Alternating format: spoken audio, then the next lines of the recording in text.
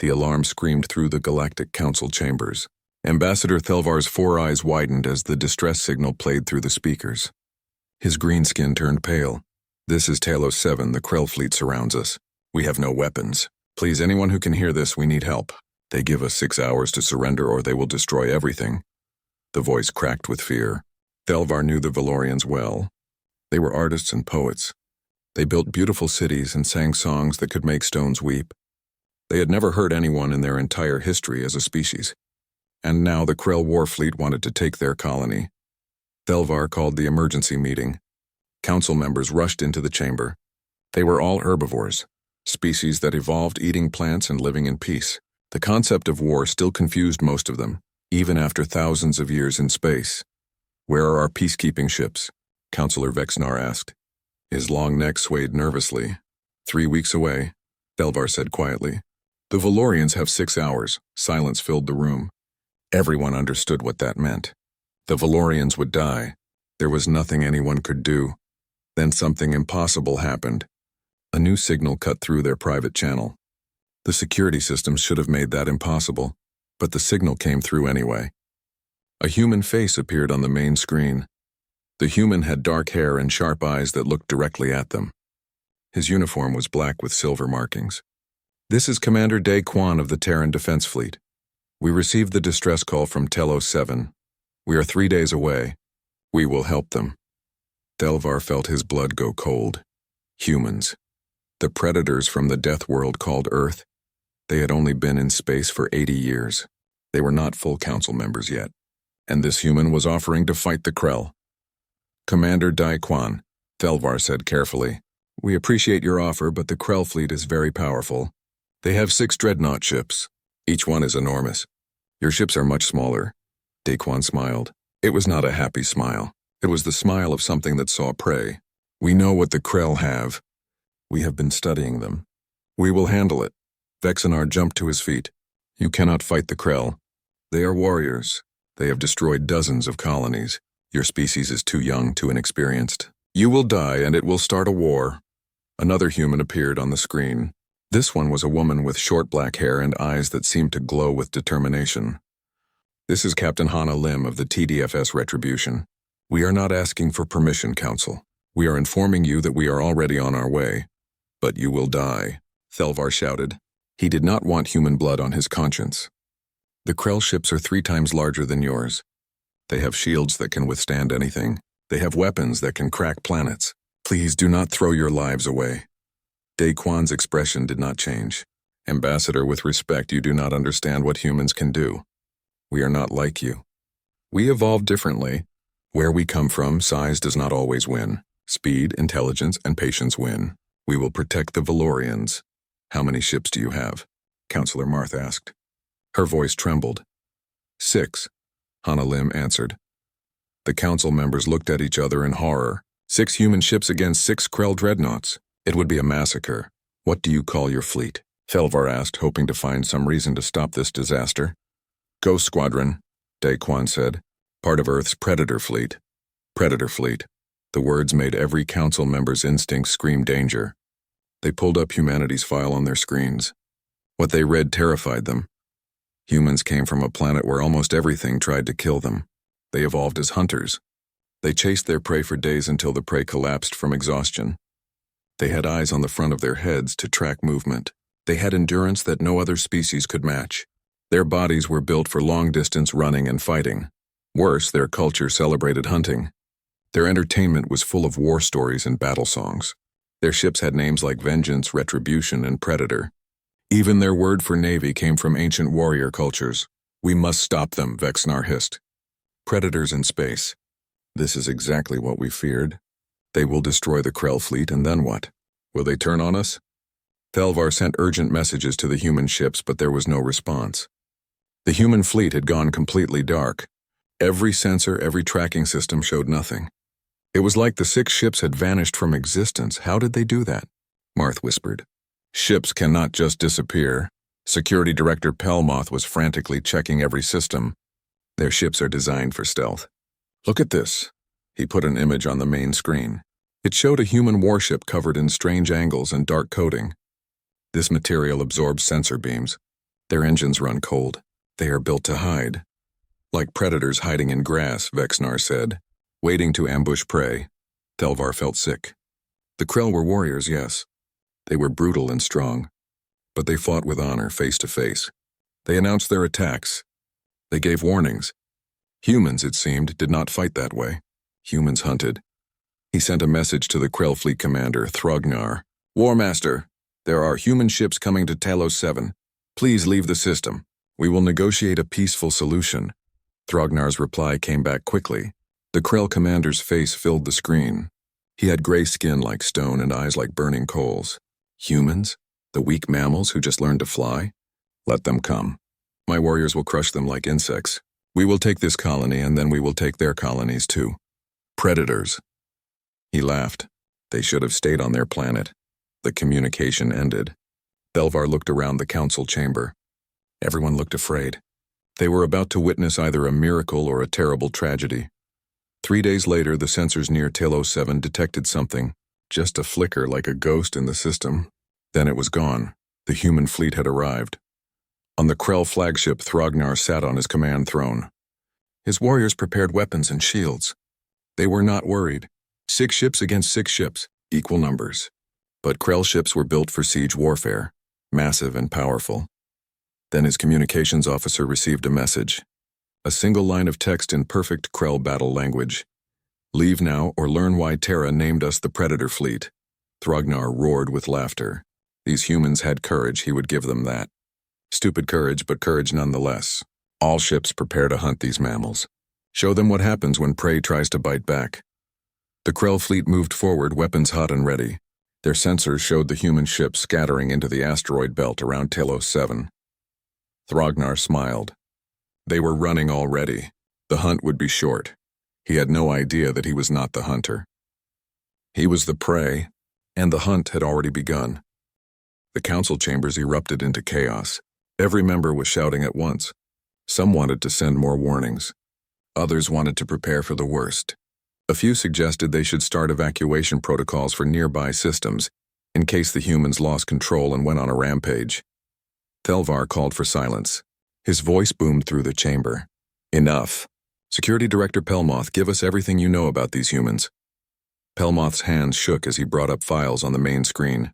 I have been studying them since they made contact with us. What I found is disturbing. He displayed an image of Earth. It looked beautiful, blue and green, but the data next to it told a different story. This is Earth. Humans call it a paradise. Every other species in the galaxy calls it a death world.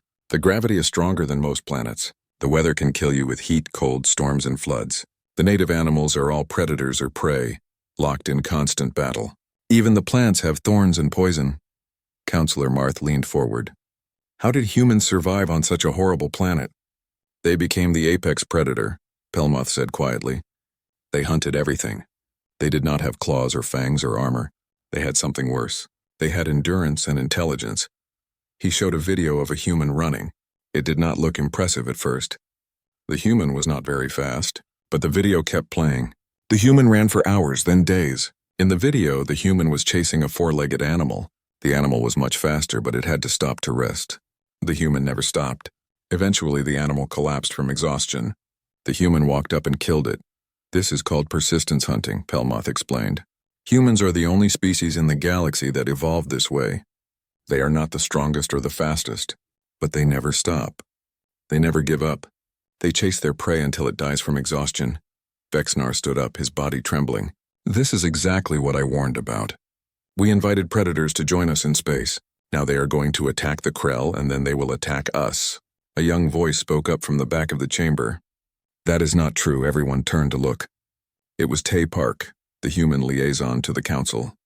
He was young for a human, maybe 30 Earth years. He wore a simple gray suit instead of a military uniform. The council had almost forgotten he was there. You should not speak here, Vexnar hissed. This is council business. This is about my people, Tay Park said firmly. You are wrong about us. Yes, we are predators. Yes, we evolved by hunting, but you do not understand what that means. Telvar gestured for him to continue. Explain it to us. Tay Park walked to the center of the chamber. He looked small and weak compared to the large council members, but his voice was strong. You look at our history and see violence. You see wars and hunting and death, but you miss the most important part. You miss why we fought. He brought up images on the screen. This is from our ancient history. Here humans are hunting a large animal, but look closer. They are not hunting for sport. They are hunting to feed their families. Here humans are fighting each other, but look at why. They are defending their homes from invaders. More images appeared. Here humans are risking their lives to save strangers from a burning building. Here humans are sharing food with people they do not know. Here humans are adopting children who lost their parents. Do you see the pattern? Counselor Marth studied the images. They protect each other. Yes, Park said. Being a predator does not mean we only kill. It means we have the ability to kill. But humans learned something important thousands of years ago. The strongest predator is not the one who kills the most. The strongest predator is the one who protects the pack. Pelmoth brought up more data. He is right. Look at this. Human cultures all developed something called heroism. It is the idea that strength should be used to protect the weak, not hurt them. Every human society, no matter where on Earth, created this concept. But they still fought wars, Vexnar argued. They still killed each other. Yes, Park admitted. We are not perfect. We made terrible mistakes. We hurt each other. But we learned from those mistakes, we grew, and now we use our predator instincts for something better. We protect those who cannot protect themselves. Science Officer Mina Chase stood up. She was also human, but she had been working with the Council for 5 years. I have completed my cultural analysis of humanity. May I present it? Thelvar nodded. Mina brought up charts and graphs. I studied every major human culture from their recorded history. Every single one developed strict rules about when violence was acceptable. They created concepts like justice, honor, and duty. They made laws to protect the innocent. She showed more data. Yes, human entertainment includes stories about hunting and war. But look at what those stories teach. The heroes are always the ones who protect others. The villains are always the ones who hurt the innocent. Human children are taught from birth that strength must be used responsibly. They domesticated wolves, she continued. Wolves are predators like humans. They could have killed the wolves. Instead, they made them into partners. They created dogs, animals that help and protect humans. This shows something important about human psychology. They see other predators not as enemies, but as potential allies. Vexnar was not convinced. Pretty words, but we are about to see the truth. The Krell fleet will engage them, and we will see what humans really are. Pelmoth checked his sensors. The Krell fleet is moving into the asteroid field. They are pursuing the human ships. He paused. This is strange. The human ships are not fighting. They are just running away, and they are cowards, Vexnar shouted. They made big threats, and now they run. But Park was smiling. It was a small, knowing smile. They are not running. They are hunting. What do you mean? Thelvar asked. On Earth, humans did not just chase prey in open ground. Sometimes they led prey into traps. They used the environment against larger, stronger animals. They were patient. They waited for the perfect moment. Mina added, human military strategy is based on their hunting past. They use ambush tactics, misdirection, and psychological warfare. They do not fight fair fights. They create unfair fights where they have every advantage. The main screen showed the Krell fleet moving deeper into the asteroid field. Thrognar's ships were huge and powerful, but the asteroids were tight and difficult to navigate. The Krell are making a mistake, Park said. They think they are chasing prey. They do not realize they are walking into a trap. Suddenly, alarms blared. One of the Krell dreadnoughts was under attack. Not from one direction, but from 3 different angles at once. Human ships had appeared from behind asteroids where they had been hiding. Silent, patient, waiting. The Krell ship's shields flashed and sparked under the concentrated fire. It tried to turn and fight back, but it was too slow and too big. The asteroids blocked its movements. Within minutes, its engines went dark. The massive dreadnought was disabled. Then as quickly as they appeared, the human ships vanished again. The remaining 5 Krell ships searched frantically, but the humans were gone like ghosts. Pelmoth's voice was quiet. They were hiding in the asteroids. Their ships have stealth technology, but more than that, they simply turned off all systems and waited, like predators hiding in tall grass. Thrognar's roar came through the communication channels. Find them! Kill them all! But the Krell War Master's voice had changed. For the first time, there was something new in it. Not anger, not confidence, fear. The council members looked at each other. They had assumed the humans would lose. They had assumed the Krell would easily destroy the smaller human ships. But now they realized something terrifying. The humans were not losing. The humans were winning. And they were doing it by being exactly what the council feared most. They were being predators. Thelvar sat down heavily in his chair. What have we unleashed into the galaxy? Minache answered softly. Not monsters, guardians. You just have to understand the difference. On the sensor screens, the hunt continued. Captain Hana Lim sat in her command chair aboard the TDFS Retribution. Her ship hung silent in the shadow of a massive asteroid. Every system was powered down to minimal levels. Her crew barely breathed as they waited. They had been waiting for 3 hours now, completely still. Captain, whispered her tactical officer, Wu Jin. The second Krell group is approaching. 2 ships, just like Commander Daquan predicted. Hana allowed herself a small smile. The Krell were so predictable. They thought in terms of strength and power. They grouped their ships together for protection. They never considered that grouping together could be a weakness. All ships, this is Retribution, she transmitted on the encrypted human channel. The prey is entering the kill zone, stand by. 3 other human ships were hidden nearby. The TDFS Silent Hunter, commanded by Daquan himself. The TDFS Shadow Strike under Lieutenant Rin Bayek. The TDFS Apex under Captain Gina Song. All waiting, all patient. This was what humans did best. They waited. They watched. They learned their enemies' patterns. The 2 Krell dreadnoughts moved slowly through the asteroid field. They were being careful now after losing one of their ships. Their shields were at maximum power. Their weapons were ready. But they were looking in the wrong direction. Now, Hana said calmly. The Retribution's engines roared to life. The ship burst from its hiding spot and fired a full spread of missiles at the nearest Krell ship. At the same time, Shadow Strike appeared above them and fired railgun rounds. Silent Hunter came from below with plasma cannons blazing. The Krell ships tried to respond, but they were surrounded. Their huge weapons could not track the smaller, faster human ships. Every time they turned to face one attacker, another hit them from a different angle. This is pack hunting, Wu Jin said with satisfaction. Just like wolves taking down a buffalo.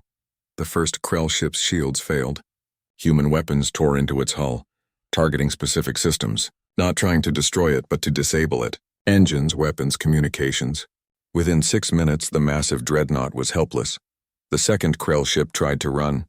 It turned and fired its engines at full power, trying to escape back to open space. But it ran straight into the TDFS Apex, which had been positioned exactly where Daquan knew the Krell would retreat. Gina Song's voice came through clear and steady. No escape today. Surrender or be destroyed. The Krell captain chose to fight. His ship fired everything it had at the apex. The human ship took heavy damage, its shields flickering and failing. But Gina did not retreat. She held position while the other 3 human ships caught up. 4 ships against 1. The Krell dreadnought was powerful, but it could not fight in 4 directions at once. Its shields collapsed. Its weapons went silent. Another massive ship disabled. 3 down, 3 to go, Daquan transmitted. Regroup at Point Delta. Good hunting, everyone. The human ships vanished back into the asteroid field. They needed to make repairs and recharge their weapons. But more importantly, they needed to let the remaining Krell ships think about what just happened. On the Krell flagship, Thrognar watched in disbelief. 3 of his 6 dreadnoughts were gone. Not destroyed, but disabled and drifting. The humans had done it without losing a single ship. How? He roared at his officers. How are these mammals doing this? They are smaller, weaker, fewer. His second in command, a scarred warrior named Krell, spoke carefully. Warmaster, they are not fighting like we do. They do not face us with honor. They hide, they ambush, they work together. It is like they are not warriors at all. They are hunters. Thrognar's eyes blazed with fury. Then we will show them what happens when prey tries to hunt predators. All remaining ships stay together. We form a defensive wall. Let them come to us. The 3 remaining Krell dreadnoughts grouped together in open space far from the asteroids. Their shields overlapped, creating a nearly impenetrable barrier. Their weapons covered every angle. It was a perfect defensive position, and that was exactly what Daquan wanted. They have retreated to open space, Wu Jin reported to Hana. They have taken a defensive position. Of course they have, Hana replied. They are scared now. Fear makes people predictable. Contact Commander Daquan. Daquan's face appeared on her screen. Behind him, she could see his crew working frantically to repair damage. I see it, Captain. They want us to come to them. So what do we do? Hana asked. We do what humans do best. We wait. We are patient. And we make them come to us. Rinbeck's voice came through. Her ship, the Shadow Strike, was the fastest and most agile of the human fleet. Commander, permission to harass the enemy? Granted, Daquan said with a grin. Show them what human persistence looks like. The Shadow Strike darted out of the asteroid field. It raced toward the Krell defensive formation, fired a spread of missiles, and then immediately retreated before the Krell could respond. The missiles exploded harmlessly against the Krell shields, doing no damage. 5 minutes later, Shadow Strike did it again. Fire and retreat. Fire and retreat. What are they doing? Thrugnar demanded. Those attacks are useless. But an hour later, Shadow Strike was still doing it. Quick attack, retreat. Quick attack, retreat. Never staying long enough to be hit. Never stopping long enough for the Krell to rest. 2 hours. 3 hours. 4 hours. The Krell crews were growing exhausted. They could not rest because the attacks kept coming.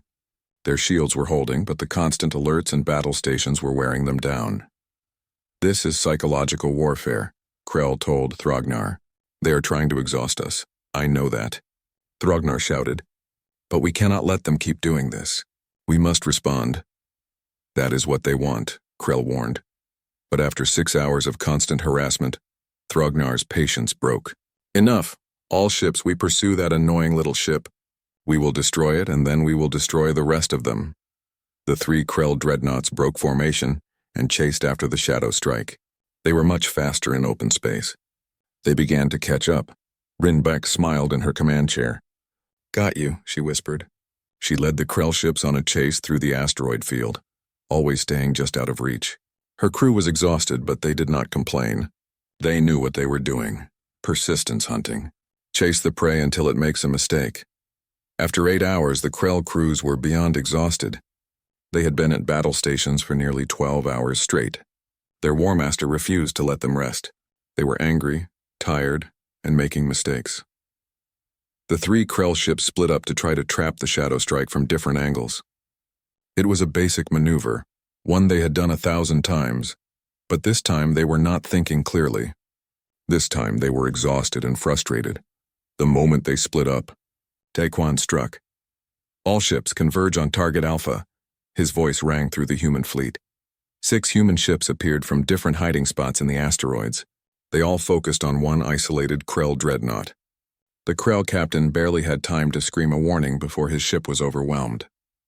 Concentrated fire from 6 ships tore through his shields in seconds. His engines exploded. His weapons went offline. The other 2 Krell ships tried to help, but they were too far away. By the time they arrived, the human ships were gone again. 2 Krell ships left. Thrognar sat in his command chair staring at the tactical display.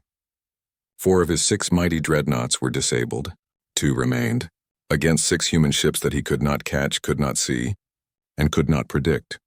For the first time in his long career as a warrior, Thrognar understood what it felt like to be prey. All ships, he said quietly. We retreat. We leave this system now. But Krell stepped forward. War Master, our ships are faster than theirs. But if we run, they will chase. They will chase us for days, attacking and retreating, never letting us rest. We have seen what they do. They will hunt us until we collapse. Thrognar closed his eyes. Krell was right. The humans would not let them leave. Not after this. The War Master had 2 choices. Fight and likely die, or surrender and survive. He thought of his warriors, the thousands of Krell soldiers on his ships. He thought of his duty to keep them alive. Open a channel to the human commander, Thrognar said. Daquan stared at the communication request from the Krell flagship. His tactical officer, Hyun Ko, looked up from his station. Sir, it could be a trick. Maybe, Daquan replied. But I do not think so. Open the channel. Thrognar's face appeared on the screen. The mighty Krell War Master looked older than before. His eyes were tired. Commander Daquan, I wish to negotiate terms. Terms? Daquan leaned back in his chair. You attacked peaceful people. You threatened to destroy an entire colony. Now you want to negotiate? Yes. Thrognar's voice was heavy. You have defeated my fleet. 4 of my ships are disabled. I have 2 ships left. You have proven your point. Let us end this without more bloodshed. Daquan looked at Hana on another screen. She shook her head slightly. They both knew this was not over yet. Thrognar was stalling, hoping Council peacekeepers would arrive or hoping his remaining ships could escape. No, Daquan said simply. You have not proven that you understand what you did wrong. The Valorians are still terrified down on that planet. Your ships still orbit their world. That is not acceptable. Thrognar's face hardened. You are in no position to make demands, human. My 2 ships can still fight. We can still destroy your fleet. You are welcome to try, Daquan said calmly.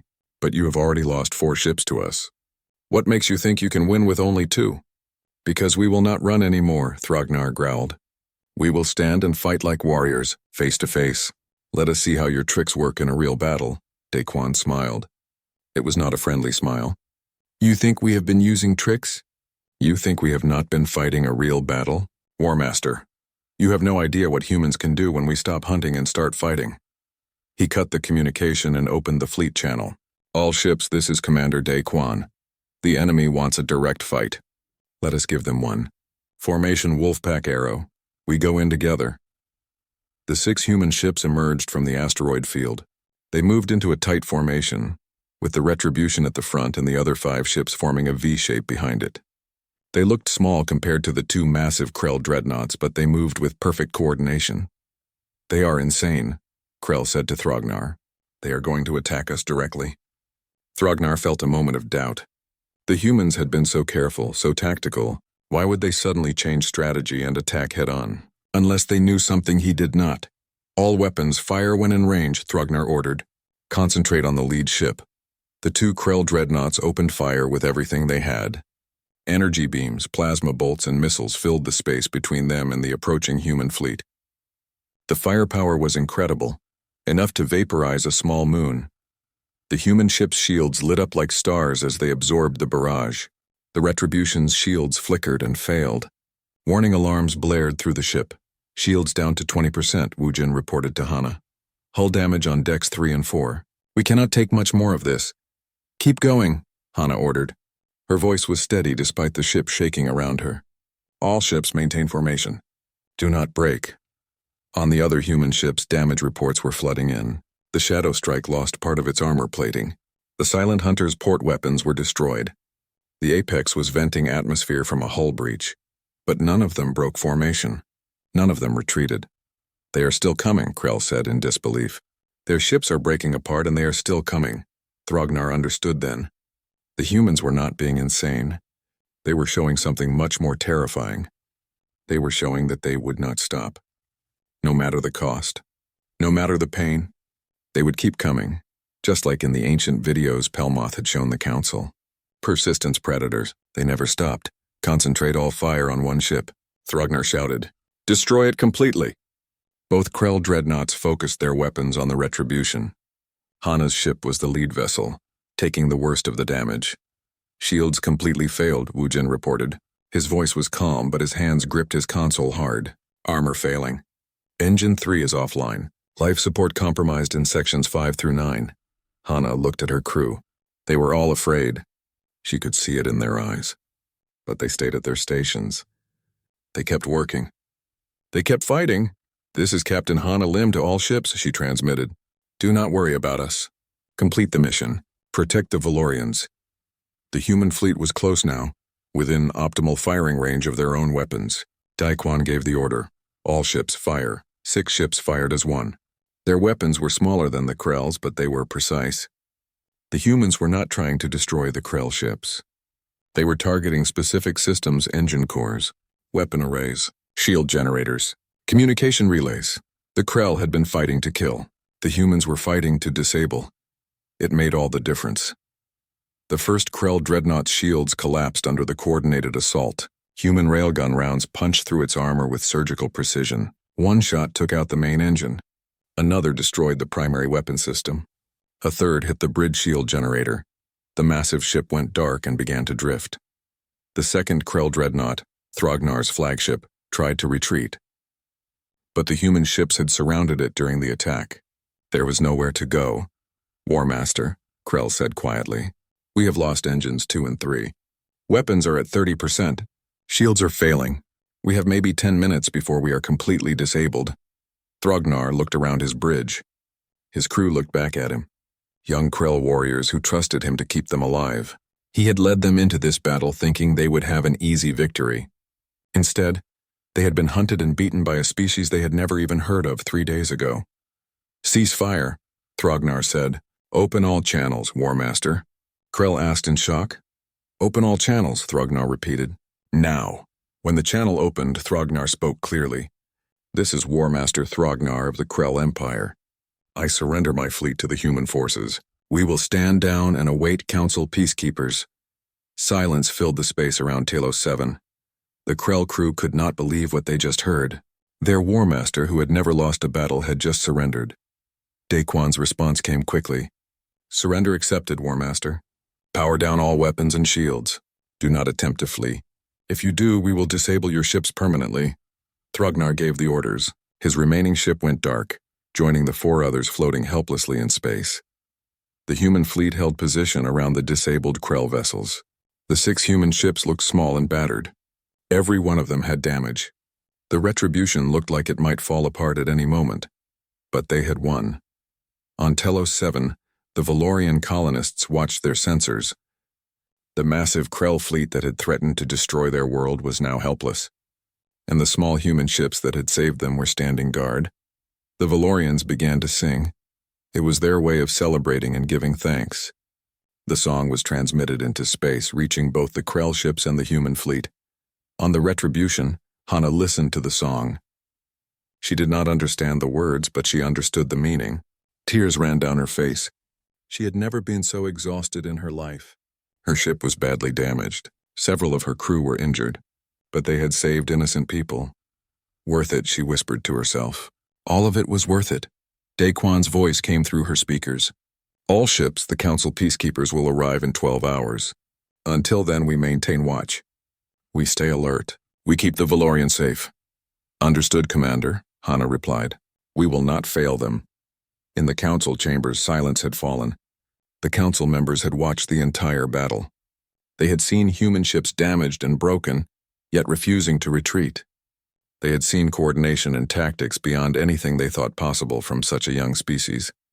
But most importantly, they had seen humans risk everything to save people they had never met. Tay Park stood quietly in the back of the chamber. He did not say anything. He did not need to. The battle had said everything for him. Humans were predators. But they were predators with a conscience, and that made them the most powerful force the galaxy had ever seen. The Council peacekeeping fleet arrived at Telos 7 exactly 12 hours later, just as Daquan had predicted. Their ships were large and white, designed to look peaceful and unthreatening. When their sensors showed them what waited, every captain stopped in shock. 6 Krell dreadnoughts floated in space, completely disabled. Around them circled 6 much smaller human ships, all showing heavy damage but still operational. On the planet below, the Valorian colony was safe and celebrating. Council Fleet Commander Yarthon immediately sent a report back to the Council chambers. This is impossible. The humans actually defeated a Krell war fleet, with ships half the size. I would not believe it if I was not seeing it with my own eyes. In the Council chambers, Ambassador Thelvar called an emergency session. This time it was not to discuss how to save the Valorians. It was to discuss what to do about humanity. Within an hour, the chamber was full. Every council member was present. This was too important to miss. Bring in the human commanders, Thelvar ordered. The doors opened and 3 humans entered. Commander Daquan walked at the front, his black uniform showing burn marks and damage. Captain Hana Lim walked beside him, moving carefully because of injuries she had sustained when her ship was hit. Behind them came Captain Gina Song, who had bruises on her face from when the Apex's bridge had lost gravity during the battle. They looked tired, hurt, and small compared to the massive council members, but they walked with their heads high. Commander Daquan, Thelvar began, you violated council protocols. You engaged in military action in council space without authorization. You risked starting an interstellar war. How do you answer these charges? Daquan's voice was steady. We received a distress call from innocent people in danger. We had the ability to help. We chose to help. If that violates your protocols, then your protocols are wrong. Gasps filled the chamber. No one spoke to the council that way. Counselor Vexnar stood up, his long neck trembling with anger. You are predators. You are dangerous. Today you fought the Krell. Tomorrow, who will you fight? Us. You proved exactly what we feared. You are violent, aggressive hunters who cannot be trusted in civilized space. Hana stepped forward. She was smaller than Daquan, and her injuries made her look fragile. But her eyes blazed with fire. You want to talk about what we are? Fine, let us be clear. Yes, we are predators. Our ancestors hunted to survive. We have instincts that tell us to chase, to fight, to hunt. She looked around the chamber at all the herbivore species. But you know what separates humans from mindless beasts? We chose, every day we choose. We have the ability to kill, but we choose to protect. We have the instinct to hunt, but we choose to hunt those who prey on the innocent. Those are just words, Vexnar hissed. You say you protect, but I see only violence. Taypark stepped forward from where he had been standing at the side. Then you are blind. Let me show you what you refuse to see. He brought up footage on the main screen. It showed the battle from multiple angles, but he focused on specific moments. Here, Taypark said, pointing. The Retribution is taking massive damage. Captain Hana could have retreated. She could have saved her ship and her crew, but she stayed because pulling back would have exposed the other ships. She took the damage to protect her people. Another clip. Here, Commander Daquan could have destroyed the Krell ships. It would have been easier and safer, but he chose to disable them instead. He chose to spare the Krell crews even though they showed no mercy. More footage. And here, when the battle was won, the human ships did not leave. They stayed to protect the Valorians until help arrived. They used their damaged ships to stand guard even though they desperately needed repairs. Taypark turned to face the council. This is what humans do. We fight when we must. We protect when we can. We sacrifice for others. That is not violence. That is heroism. Mina Chai stood up from her seat among the council science team. I have completed my full analysis of human culture and behavior. May I present my findings? Thelvar nodded. Mina brought up detailed charts. I studied every major human culture from ancient times to today. I found something remarkable. Every human society, without exception, developed the concept of the guardian, the warrior who protects the weak, the hunter who becomes the defender. She showed images from human history. Here are Spartan warriors training to protect their cities. Here are samurai who followed a code of honor. Here are knights who swore oaths to defend the helpless. Here are soldiers who risked their lives for strangers. Every culture created this ideal. More data appeared. Humans domesticated wolves, turning them into dogs. They formed bonds with horses, birds of prey, even cats. They have a unique ability to form partnerships with other species, including predatory species. This shows they understand cooperation and mutual benefit. Security Director Pelmoth added his own analysis. I have reviewed the battle tactics. The humans fought as a coordinated unit. Each ship supported the others. They took risks for each other. They trusted each other completely. This is not the behavior of savage predators. This is the behavior of a highly evolved social species. Counselor Marth spoke up. But they are still dangerous. Look at what they did to the Krell fleet. 6 massive ships, all disabled. Yes, Gina Song said quietly. Everyone turned to look at her. She had not spoken yet. We are dangerous. We can fight. We can hunt. We can destroy. That is exactly why you need us. She stepped forward, wincing from her injuries. You are all herbivores. Your species evolved by running from predators or hiding from them.